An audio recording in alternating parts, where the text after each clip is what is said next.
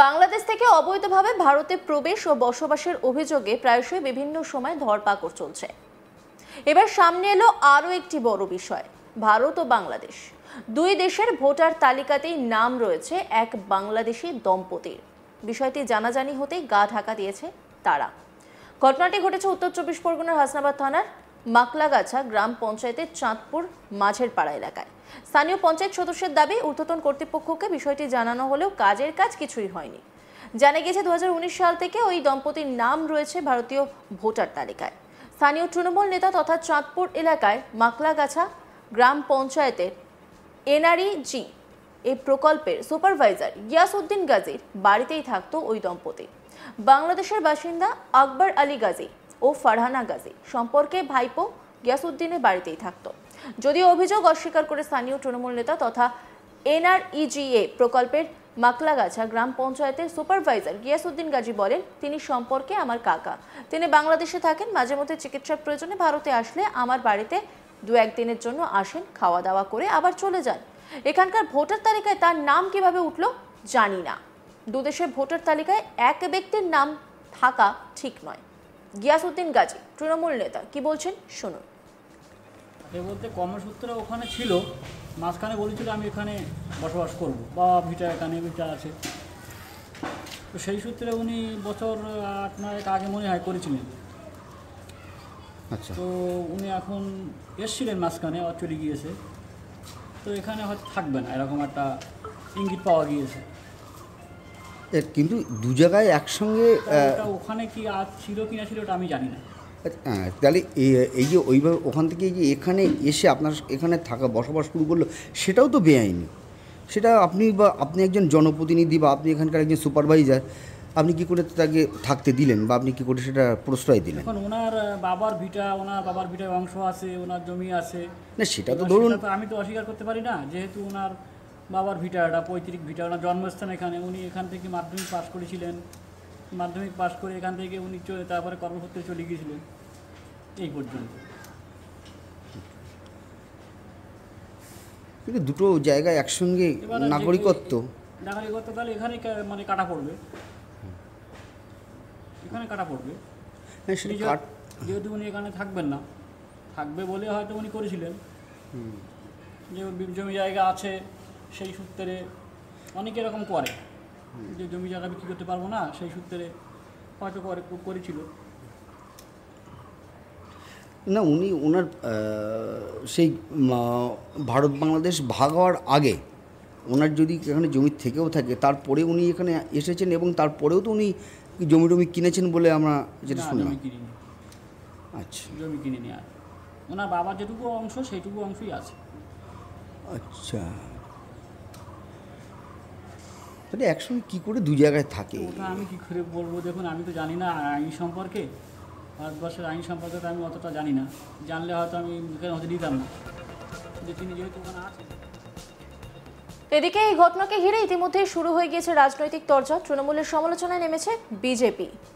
সুকল্যাণ বৈদ্য BJP নেতা, তিনি কি বলছেন শুনুন। দেখুন, এটা শুধু হাসনাবাদের একটা বিষয় নয়, এটা সামনে এসছে, ধরা পড়েছে বলে আমরা জানতে পারছি।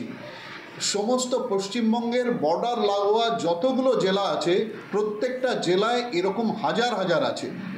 আজকে এরা হচ্ছে পার্টিকুলারলি তৃণমূলের ভোট ব্যাংক। তৃণমূল সরকারের সময় এবং প্রশাসন সব কিছু জেনে শুনে তৃণমূল নেতৃত্ব, স্থানীয় নেতৃত্বরা এদেরকে আশ্রয় দিচ্ছে, প্রশ্রয় দিচ্ছে। এদের যত ডকুমেন্টস আছে, ফর্জি ডকুমেন্টস বানিয়ে দিচ্ছে তৃণমূলের নেতাদের, লোকাল নেতাদের নেতৃত্বে হচ্ছে এগুলো। এরাই তৃণমূলের ভোট ব্যাংক।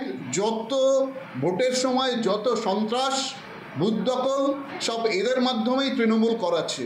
তো সুতরাং তৃণমূলের এরা জামাই আদরে তৃণমূল রেখেছে, আর এদের যা যা প্রয়োজন সব প্রোভাইড করছে তৃণমূল।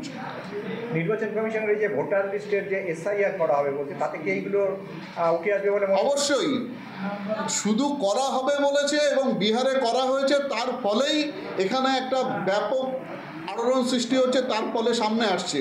যখন করা হবে তখন দেখবেন 1.5 কোটি মানুষ পশ্চিমবঙ্গের বুকে, যারা রোহিঙ্গা, যারা বাংলাদেশি অনুপ্রবেশকারী, তারা ধরা পড়বে ভুয়ো ভোটারেরা। এবার শুনে নিয়ে যাক তৃণমূলের তরফে কি বলা হচ্ছে। এবাদুল সানা তিনি কি বলছেন শুনুন। আমি যতটা জানি যে 19 সালে উনি ভোটার হয়, আমি ভোটে জিতি 23 সালে জেতার পরে আমি কিছু কিছু জায়গায় অভিযোগ করি উনি 2 জায়গায় ভোটার, এবং ওনাকে কদিন এখানে আছে, এখানে মানে থাকে, আজ সকাল থেকে দেখছি উনি নেই এখানে। এবং ওনাকে আমি এর আগে থানায়, ডিএম অফিসি এবং আমি এসডি অফিসি, হ্যাঁ, সব আমি কমপ্লেন করেছি।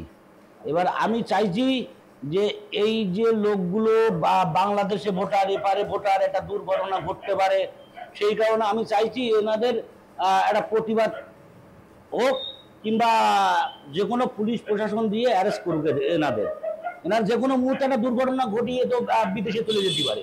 এখানে যাতে এই দুর্ঘটনা না ঘটে, বাংলাদেশি লোক হিসেবে এনাকে নিয়ে এমার্জেন্সি একটা ব্যবস্থা নেওয়া হোক, এটাই আমাদের সবাইকে বক্তব্য।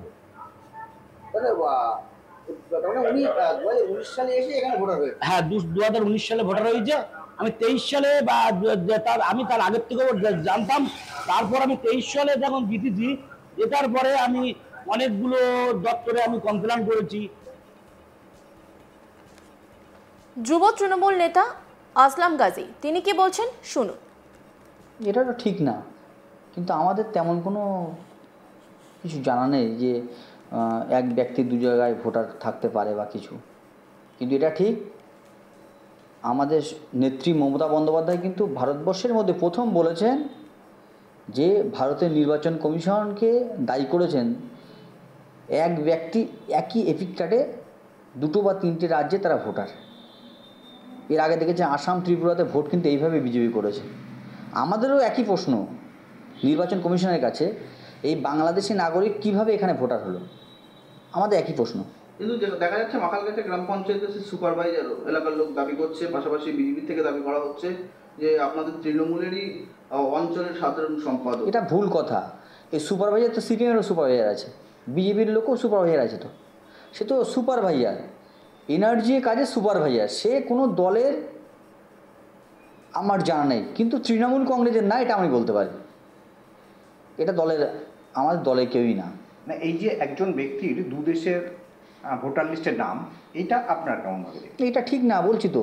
এটা আমাদের বাংলাদেশি কোনো মানুষ এখানে ভোটার হবে এটা ঠিক না, কারণ এটা আমাদের দেখা উচিত। তার কারণ এরকম হলে আমাদের সত্যি কোনো অঘটন ঘটলে সে এখান থেকে কোনো অপকর্ম করে সে পালিয়ে যেতে পারে। এটা আমরা বারে বারে বলেছি, আমাদের নেতৃত্ব বারে বারে বলেছেন যে এইগুলো প্রতিরোধ করা। অন্যান্য খবরের আপডেটের জন্য অবশ্যই নজর রাখুন আজ তাক বাংলার ইউটিউব স্ট্রিমিংয়ে। লাইক, কমেন্ট, শেয়ার এবং সাবস্ক্রাইব করতে ভুলবেন না।